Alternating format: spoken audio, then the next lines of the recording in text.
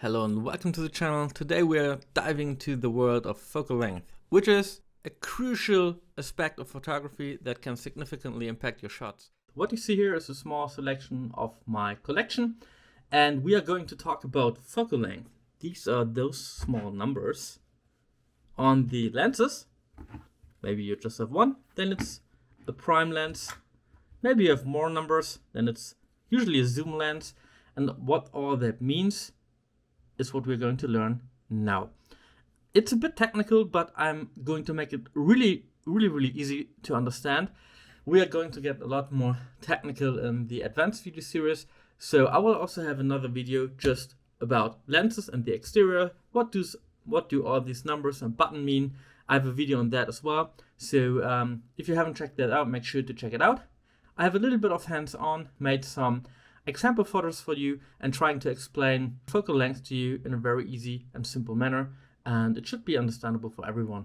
It's basically a beginner's guide to focal length, and we're going to simplify things a lot. We're going hands-on here, and I explain you the most basics of focal length.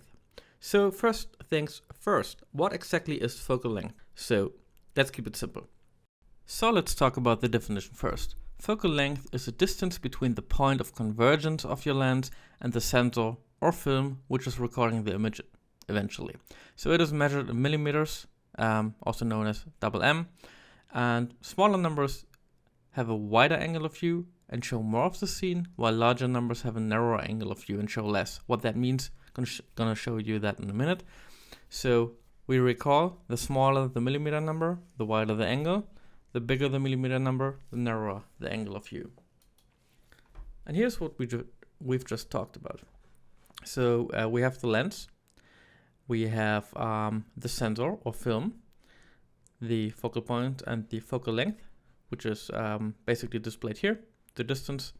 Then we have the angle of view, what we can see, which is in this case this beautiful clip art tree here. So the greater the focal length, the closer the image and the less angle of the view, and the less the focal length, the further the image and the greater the angle of view. So we distinguish between different types of lenses. So this is not about lenses, I have a separate video on that, but we have to be aware of what lenses are. So there are 3 different types of lenses in this regard, and they all can have different focal lengths. So first of all, the prime lens. A prime lens is also known as a fixed focal length a fixed focal length lens, and it's a type of camera lens with a single fixed focal length, so it's just one number. Prime lenses have a fixed perspective and cannot zoom in or zoom out. Then we have zoom lenses. A zoom lens offers very little focal length within a single lens, allowing the photographer to zoom in or zoom out. Zoom lenses are usually characterized by a range of focal length, such as 24 to 70 millimeters or 70 to 200 millimeters, just to name a couple of examples. And this indicates the lens ability to cover a spectrum of focal length. And then there are macro lenses. A macro lens is a very specialized lens designed for extreme close-up photography, allowing photographers to capture small subjects at a very close distance with high magnification. So they display things bigger than they actually are in real life, with a certain ratio to it. These lenses are specifically designed to focus sharply on subjects at a close range, so revealing fine details that may not be visible to the naked eye.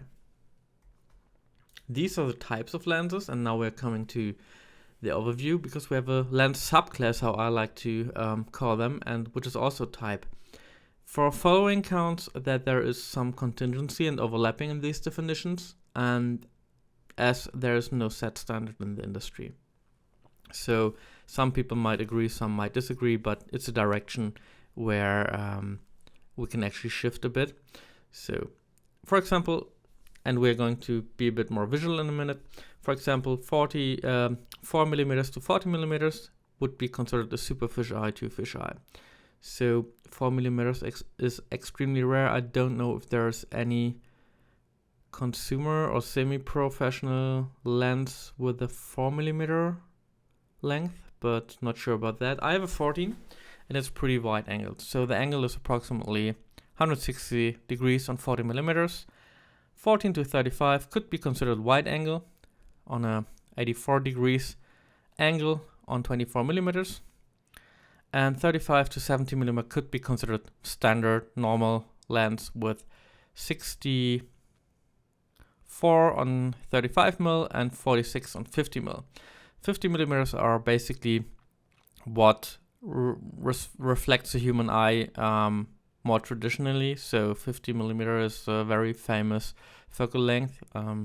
It is basically the view field of one human eye, and it's a pretty good standard. It has a really nice field of view. So 70 to 200 can be considered semi-telephoto or telephoto lens. Some people might argue that telephoto starts at 100, but here's the contingency I was talking about.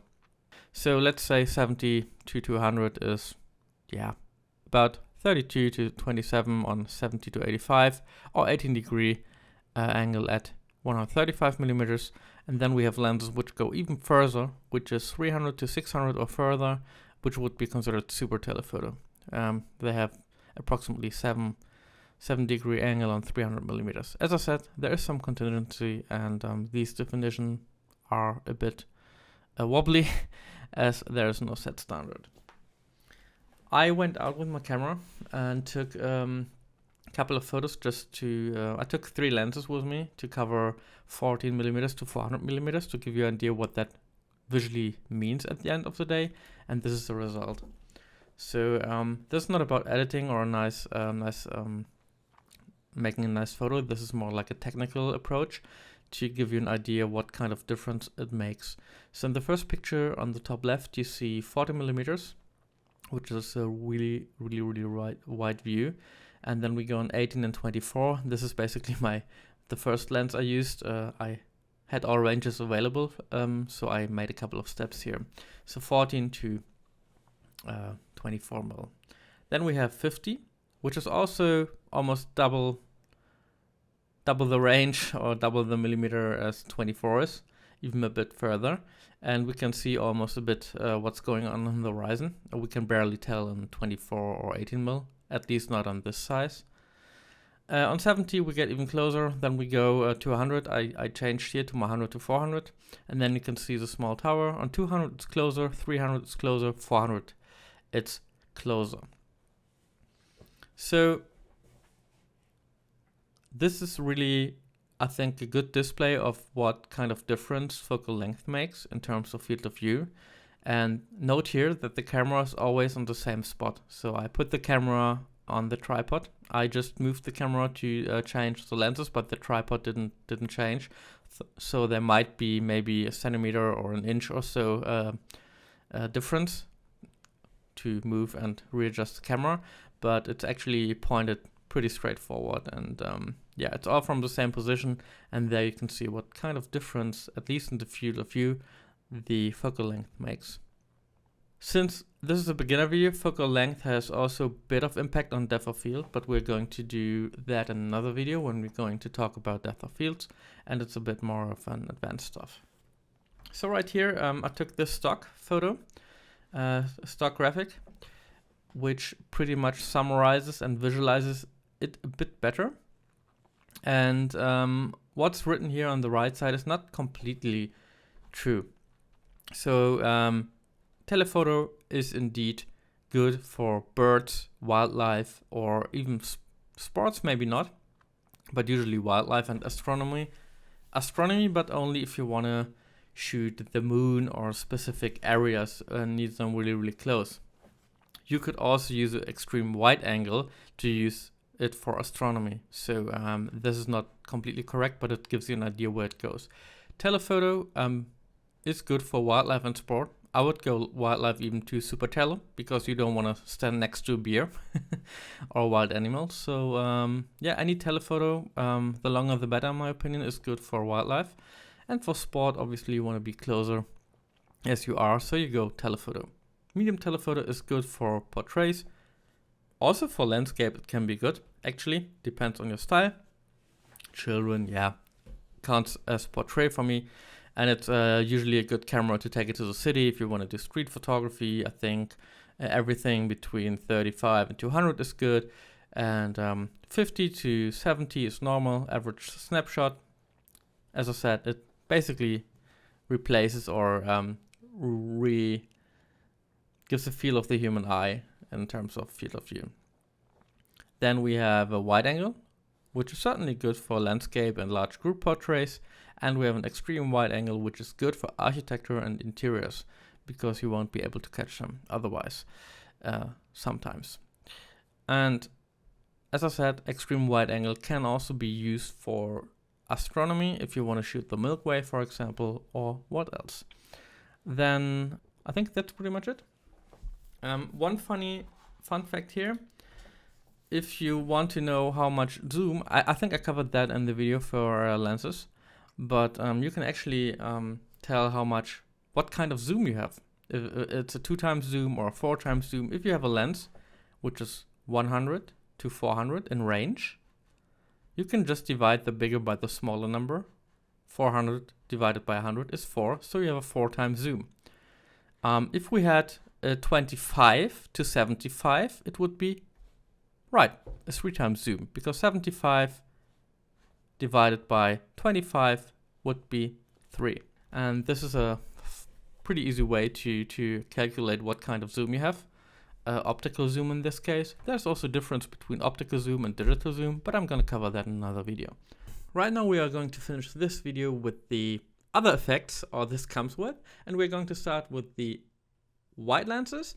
So the shorter focal length results in a larger depth of field, meaning more of the scene is in focus from foreground to background. This advantage for landscape photography or situations where you want to capture broad view with everything in sharp focus.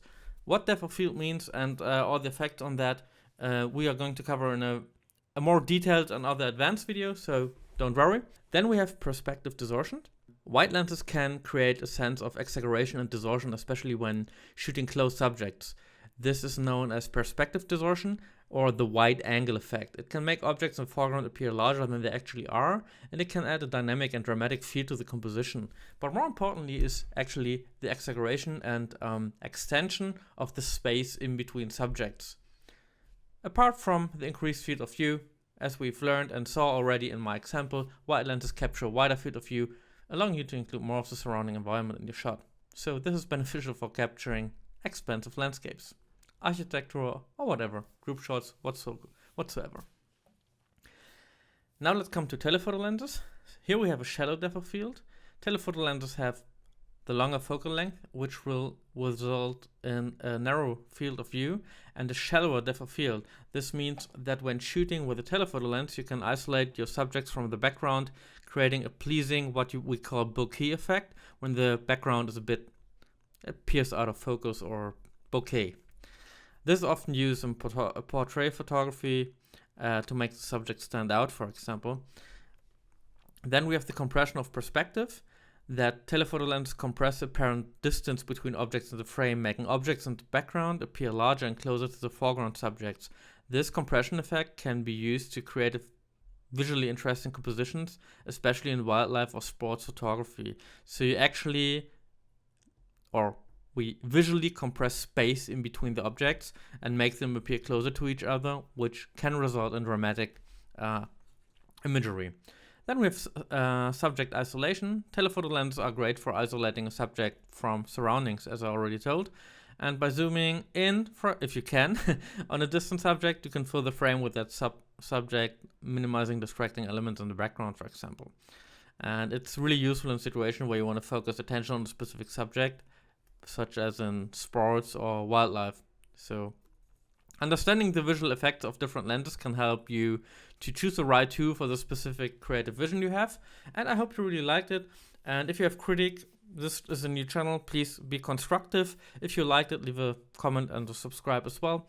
It would really help the channel and make me do more free lectures on the topic of everything around the basics and fundamentals of photography and the technology behind it. Thanks for watching. Till the next time.